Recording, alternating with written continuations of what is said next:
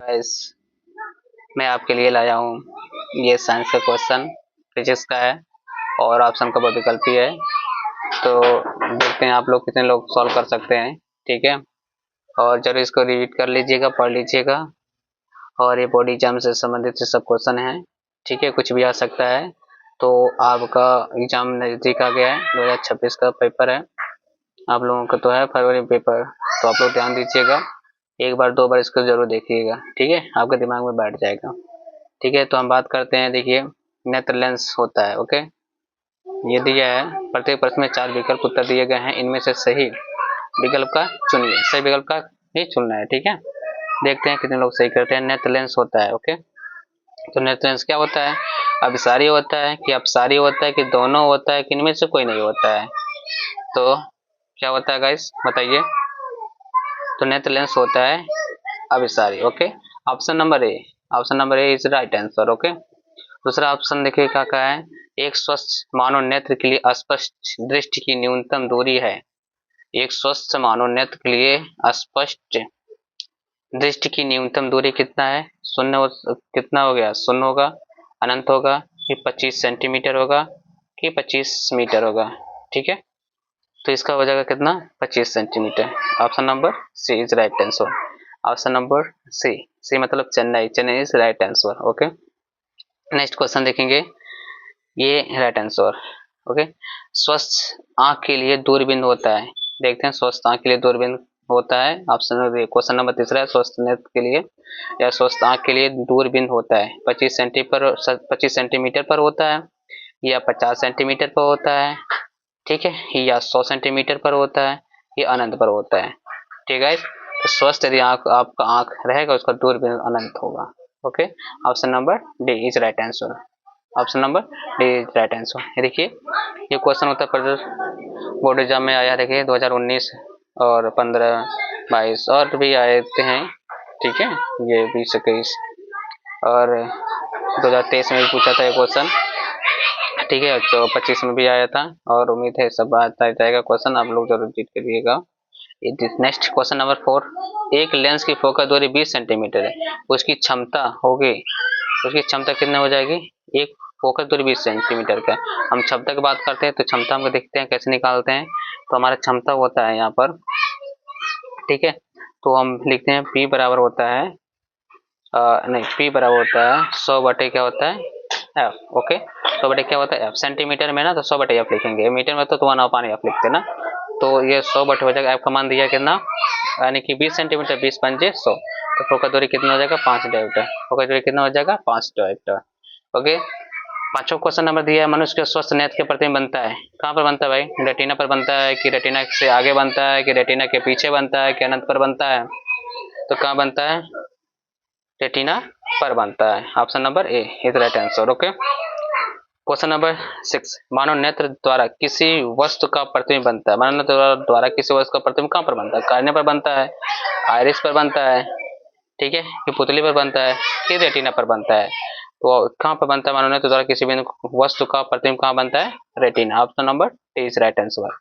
Option number D is right answer. Next question आगे, question number 7वां, निकट दृष्टि दोष से पीड़ित एक व्यक्ति को यह दोष दूर करने के लिए लेंस या दर्पण का उपयोग करना होगा। तो कौन सा? उत्तल लेंस, अवतल लेंस, उत्तल दर्पण कि अवतल दर्पण? ठीक है, तो कौन सा लेंस का उपयोग करना हो या दर्पण का उपयोग करना पड़ेगा? तो गाइस प्लीज बताइए। ऑप्शन नंबर देखिए, ये है अवतल लेंस, अवतल लेंस। ठीक है, निकट दृष्टि दोष के लिए अवतल लेंस का उपयोग किया जाता है। ओके, दूर करने के लिए, निकट दृष्टि दोष को दूर करने के लिए। Question number next, question number 8वां है, दूर दृष्टि दोष से पीड़ित व्यक्ति को चश्मे में कौन सा प्रयोग किया जाता है? अब दूर है तो दूर के लिए कौन सा प्रयोग किया जाता है? उत्तल, उत्तल लेंस। दूर के लिए कौन सा प्रयोग किया जाता है? उत्तल लेंस का प्रयोग किया जाता है, उत्तल लेंस का प्रयोग। निकट के लिए क्या किया जाता है? अवतल लेंस का प्रयोग। ओके, याद रखिएगा, ये कंफ्यूज कर देता है। Option number C, C Chennai, Chennai is right answer.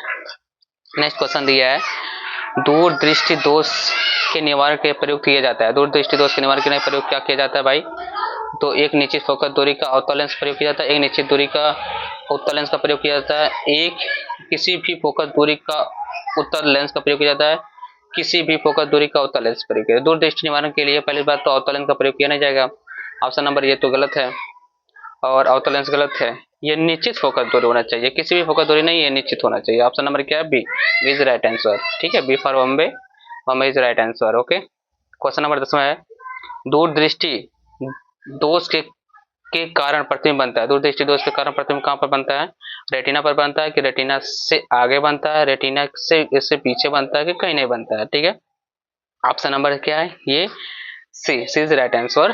Chennai, देखो Chennai is right answer. Okay, retina से पीछे बनता है। ठीक है, और नेक्स्ट अगला क्वेश्चन, क्वेश्चन नंबर 11, दूरदृष्टि दोष से पीड़ित मनुष्य के निकट बिंदु स्थित होगा। दूरदृष्टि से पीड़ित मनुष्य का निकट बिंदु स्थित होगा, कहाँ पर होगा? 25 सेंटीमीटर पर होगा, या 25 सेंटीमीटर से कम दूरी पर होगा, या 25 सेंटीमीटर से अधिक दूरी पर होगा, या अनंत पर होगा? ठीक है, तो कहाँ होगा गाइस? ये ऑप्शन नंबर हो जाएगा आपका 25 सी, ऑप्शन नंबर सी पर चेन्नई 25 सेंटीमीटर से अधिक दूरी पर होगा। ठीक है, दो दृष्टि दोष हम 25 सेंटीमीटर तक देख सकते हैं, निकट दृष्टि दोष 25 सेंटीमीटर 25 सेंटीमीटर से कम देख सकते हैं। ओके, नेक्स्ट क्वेश्चन है, बहुत इंपॉर्टेंट क्वेश्चन है, इसको याद रखिएगा। दृश्य प्रकाश का तरंग दैर्ध्य परास होता है, तो कितना होता है? 400 से 800 एंगस्ट्रॉम होता है, 400 से 800 मिलीमीटर होता है, या 400 से 800 नैनोमीटर होता है, 400 से 800 पिकोमीटर होता है। ठीक है, तो ऑप्शन नंबर ये है आपका B, B is right answer, B for Bombay, यानी 400 से 800 नैनोमीटर होता है। ठीक है, अगला क्वेश्चन हम देखेंगे, क्वेश्चन नंबर ये था आपका। नेक्स्ट क्वेश्चन दिया, क्वेश्चन नंबर 13 दिया है, क्या दिया है? श्वेत प्रकाश के वर्णक्रम में प्राप्त विभिन्न रंगों का क्रम अंग्रेजी में रंगों के नाम से प्रथम अक्षर से बने निम्नलिखित शब्द के संकेत द्वारा व्यक्त किया जाता है, कौन सा?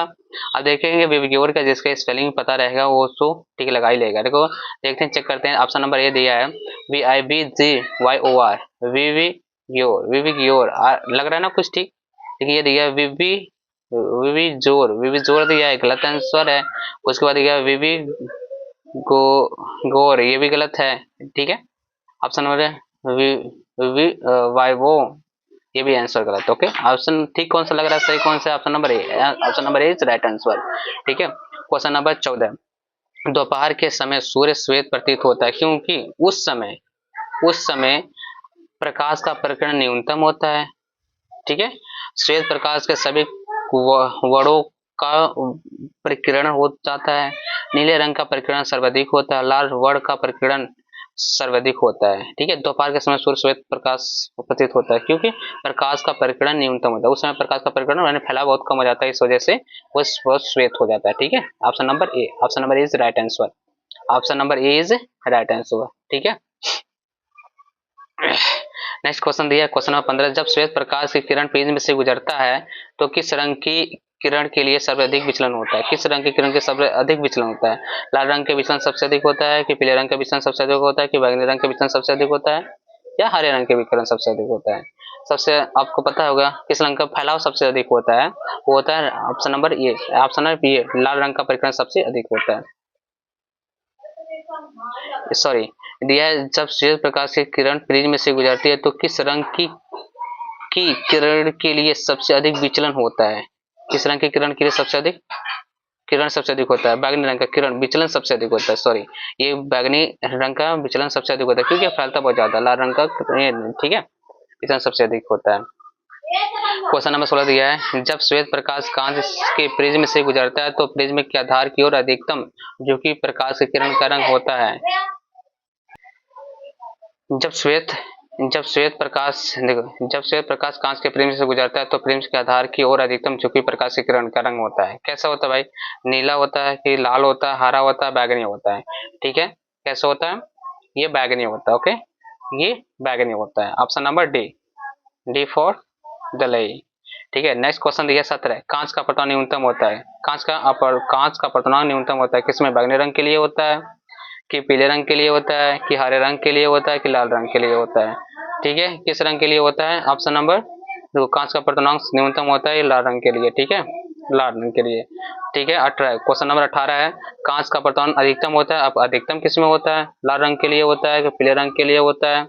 ऑप्शन नंबर सी, बैंगनी रंग के लिए होता है। ठीक है, कि हरे रंग के लिए होता है?